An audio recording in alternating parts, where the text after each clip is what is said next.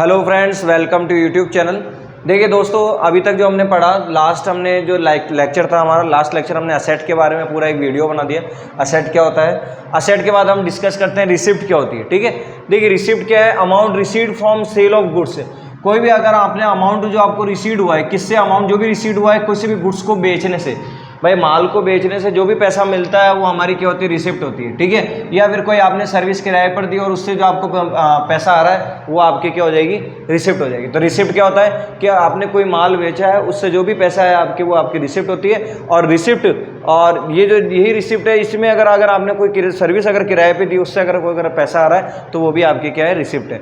Receipt जो है sir वो दो कैटेगरी के अंदर होती है, टू कैटेगराइज होती है इसकी। कौन कौन सी, एक तो होती है रेवेन्यू रिसिप्ट और एक capital receipt. Sir revenue receipt कौन सा होता है, ऐसा receipt amount received from sale of good. आपने कोई माल बेचा और उससे अगर आपको पैसा मिला, उससे अमाउंट जो रिसीव्ड होगा उसको हम क्या कहेंगे, revenue receipt. For example, amount received from sale of good, आपने माल बेचने पर जो भी पैसा है वही आपका क्या है, रेवेन्यू रिसिप्ट। फॉर एग्जांपल, अगर मैं मान लेता हूं कि आपने टी शर्ट का बिजनेस है आपका, और टी शर्ट के बिजनेस में आपने क्या किया, 25,000 की टी शर्ट पूरे 1 ईयर के अंदर आपने क्या कर दिया, सेल आउट कर दिया। ये जो 25,000 रुपये है ये आपका, ये क्या बन जाएगा, रेवेन्यू रिसिप्ट बन जाएगा। बात समझ में आ गई कि आपको जो 25,000 रुपये का जो आपको प्राप्त हुए, वो 25,000 रुपये आपके लिए क्या बन जाएगा, रेवेन्यू रिसिप्ट। बात समझ में आ गई, क्लियर है। नेक्स्ट देखो, अगला है बेटा आपका कैपिटल एक्सपेंडिचर। क्या है, कैपिटल रिसिप्ट। रेवेन्यू रिसिप्ट के बाद कौन आता है, कैपिटल रिसिप्ट। कैपिटल रिसिप्ट क्या होता है, ध्यान से देखना, amount received from sources that are not of revenue nature.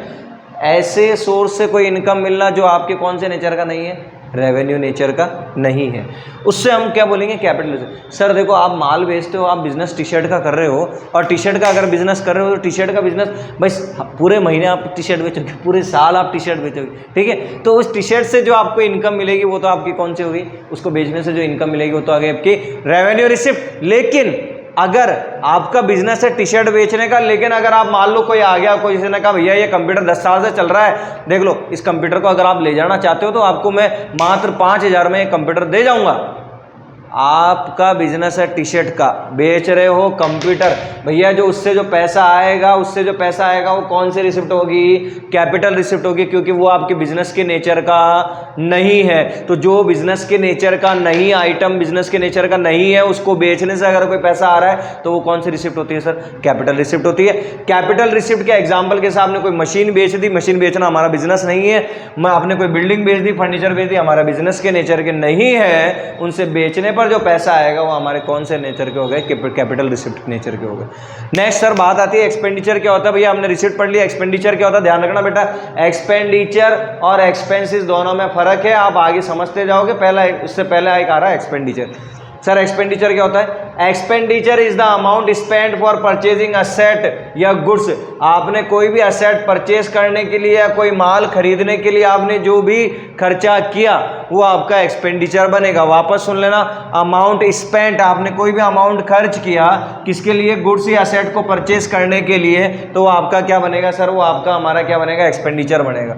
Sir expenditure जो है वो दो कैटेगरी के होते हैं, कैपिटल एक्सपेंडिचर और revenue expenditure. Sir capital expenditure क्या होता है, capital expenditure amount spend for purchasing asset purchase करने के लिए आप जो भी अमाउंट खर्च करते हो, जैसे कि मशीन परचेज करने के लिए हो गया, मान लो आपने कोई मशीन खरीदी 5 लाख रुपए की, और 5 लाख रुपए की मशीन खरीदने के लिए आपने जो खर्चा किया वो आपका कैपिटल एक्सपेंडिचर होगा। भैया ये ध्यान रखना, कैपिटल एक्सपेंडिचर आपने बिजनेस के, आपका नेचर नहीं है आपके मशीन बेचने का, आपका बिजनेस का नेचर है टी शर्ट बेचने का। मशीन आपने परचेज करी है, बिल्डिंग आपने परचेज करी है, फर्नीचर आपने परचेज किया है, ये सारे कौन से नेचर के होंगे सर, ये कैपिटल एक्सपेंडिचर होंगे हमारे। बात आती है next sir revenue expenditure, amount spend for purchasing goods to earn revenue. कमाने के लिए आपने जो गुड्स खरीदा, भैया टी शर्ट का हमारा बिजनेस है, टी शर्ट हमने खरीदी, तो जो टी शर्ट हमने खरीदी वो कौन से नेचर के हो जाएंगे, वो रेवेन्यू एक्सपेंडिचर। अगर मैं मशीन खरीदता, उसके ऊपर जो पैसा खर्च होता है वो कैपिटल एक्सपेंडिचर।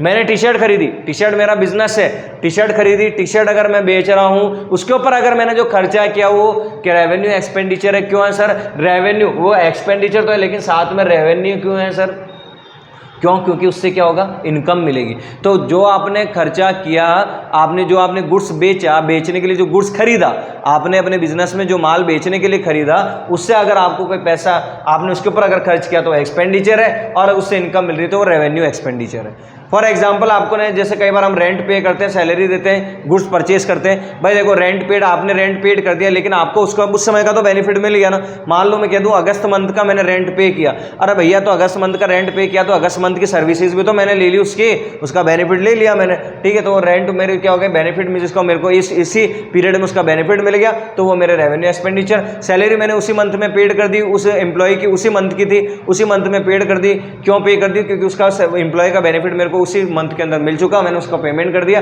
तो उससे मेरे को रेवेन्यू अर्न हो गया, क्योंकि एम्प्लॉय आया तो मेरे हेल्प मिली, उससे अर्न रेवेन्यू ज़्यादा अर्न हुआ, ठीक है। तो उसको सैलरी बदले में पे करी तो वो मेरा रेवेन्यू एक्सपेंडिचर है। बात समझ में आ गई। नेक्स्ट देखो, नेक्स्ट आता है लास्ट हमारा deferred revenue expenditure. Deferred revenue अभी लास्ट वीडियो में हमने डिस्कस किया था। डेफर्ड रेवेन्यू जो हमारा है वो एक फिक्टिशियस एसेट का पार्ट है। डेफर्ड रेवेन्यू एक्सपेंडिचर जो है, ध्यान रखना कौन सी एसेट का पार्ट है, फिक्टिशियस एसेट का पार्ट है। सर फिक्टिशियस एसेट का अगर ये पार्ट है तो expenses of revenue nature return of more than one accounting period, जिसको एक साल से ज्यादा अकाउंटिंग पीरियड में रिटर्न ऑफ करोगे तो वो आपका कौन सा नेचर का होगा, डेफर्ड रेवेन्यू। खर्चा तो है, सबसे बड़े बड़े खर्चे इसी के अंदर शामिल होते हैं। जैसे सबसे बड़ा खर्चा एडवर्टीजमेंट होता है। अगर आज मैं बिजनेस चालू कर दूं, किसका अगर मान लीजिए अगर मैं आज बिजनेस स्टार्ट कर दूं टी शर्ट बेचने का, और मान लो मैंने 25 लाख का माल डलवाया, सॉरी माल क्या, मैंने टी शर्ट खरीदी 5 लाख की, लेकिन भैया आपको पता है कि 1 रुपये की चॉकलेट बेचने के लिए 1 करोड़ का खर्चा करना पड़ता है, आपको पता है ना। अगर 1 रुपये की अगर इक्लियर्स बिकती इक्लियर्स 1 रुपये की है, लेकिन उस 1 रुपये की इक्लियर्स को बेचने के लिए 1 करोड़ का एडवर्टीजमेंट करना पड़ता है, लेकिन वो 1 करोड़ का जो एडवर्टीजमेंट किया है वो आपको 100 करोड़ कमा कर देगा कल को।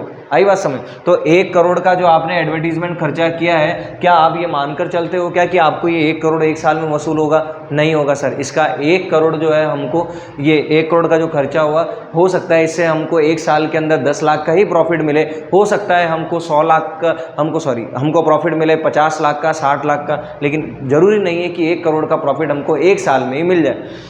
अब मान लीजिए 10 लाख का प्रॉफिट मिल रहा है तो 10 लाख आपने उसमें से कहा कि भैया 8 लाख में एडवर्टीजमेंट की माइनस करूंगा, बचे कितने 2 लाख आपने रख लिए और 8 लाख आपने एडवर्टीजमेंट के माइनस कर दिए। ऐसे हर साल आप कुछ अमाउंट उसमें से माइनस करते जाओगे, इसलिए उसको हम रिटर्न ऑफ करेंगे मोर देन कितने, एक अकाउंटिंग पीरियड से भी ज़्यादा जब उसको आप माइनस करते जाते हो, रिटर्न ऑफ करते जाते हो, उस खर्चे को कम करते जाते हैं, इसलिए वो डेफर्ड रेवेन्यू नेचर के हैं। और ऐसे डेफर्ड रेवेन्यू एक्सपेंडिचर जो होते हैं बड़े एक्सपेंडिचर होते हैं, जैसे for example advertisement expenditure.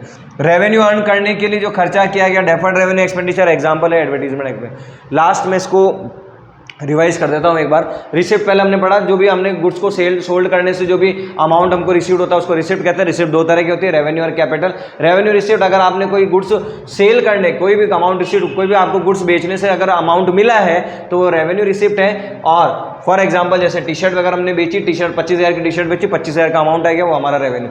Capital, जो भी अमाउंट रिसीव्ड होगा जो हमारे बिजनेस नेचर के नहीं है, जैसे हमने मशीन बेची, बिल्डिंग बेच दी, फर्नीचर बेच दिया, वो हमारी कैपिटल रिसिप्ट। एक्सपेंडिचर 2 तरह के होते हैं, कैपिटल और रेवेन्यू। अगर अमाउंट स्पेंड किया, अगर कोई एसेट परचेज करने के लिए अमाउंट स्पेंड किया तो कैपिटल।